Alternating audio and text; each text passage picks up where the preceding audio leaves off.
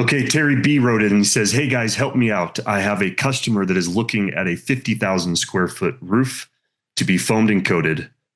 He's shopping around with other foam companies, but I'm thinking, why can't I just do it? I got the equipment, but just have never done it. I've coated a lot of roofs in my painting business, but have yet to foam one. Not entirely sure what to charge. I'm pricing per square foot and how much board feet do you get out of 3 pounds per set? Thinking about calling him tomorrow to see if I can have a crack at it. I figure, why the hell not for something this size?" There's your sign. Butch, what do you think? I think that if he's never sprayed a foam roof, that a 50,000 foot roof is not the one to start on. Start on your neighbor's barn, your dad's barn, somebody else's barn. Don't go do a 50,000 foot roof on your own. And one thing he didn't mention is what kind of equipment he has. And Right. I get calls somewhat regularly from guys that have set up to do insulation work and they got an E20 or maybe an E30. That's not a roofing rig, guys. That's especially on a 50,000 foot roof. You'll be on that roof forever trying to spray the foam down on the roof that size with a small machine, particularly if you don't know what you're doing. So that's not the roof to begin on. I'm all for people learning to get into the roofing business, but don't do it that way. Yeah, and it's kind of a loaded question just because there's a lot to unpack as far as um, he doesn't know what to charge. He doesn't know what kind of yield he's to expect out of his foam, and the fact that he says, "Why the hell not have a crack at it?" Yeah. Indicator. Aaron, what do you think? Yeah, I mean, I definitely agree with what Butch said. Obviously, as a manufacturer and doing sales, you can't just tell somebody what to do or not to do. So I typically kind of let the technical side of the project speak for itself. And I just start having a technical conversation of hopes of leading somebody to, oh, now I understand why I shouldn't be starting with the 50,000 square foot roof. So, I typically start with, what's the specification say? What's the UL requirements? What deck are we spraying over? If it's got to be a Class A, now we're talking about JIP board or ISO board. Then I get into fastening patterns. There's a lot that goes behind, or a lot that goes into a large scale foam commercial project.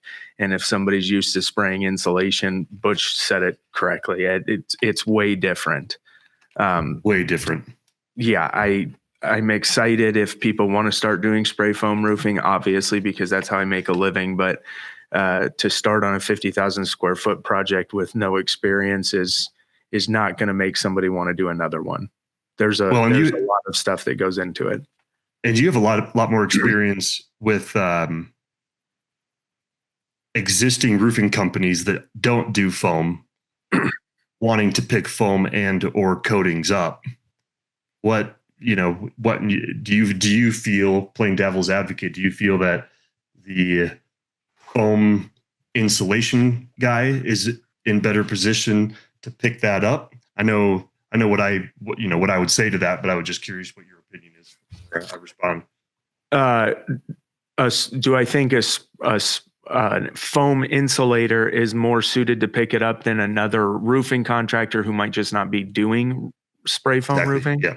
Oh, that's a good question. No, I almost think a roofing contractor not doing spray foam roofing is better suited to start doing spray foam roofing. I agree. Because obviously spraying foam is very technical and very difficult, and it takes a lot of practice.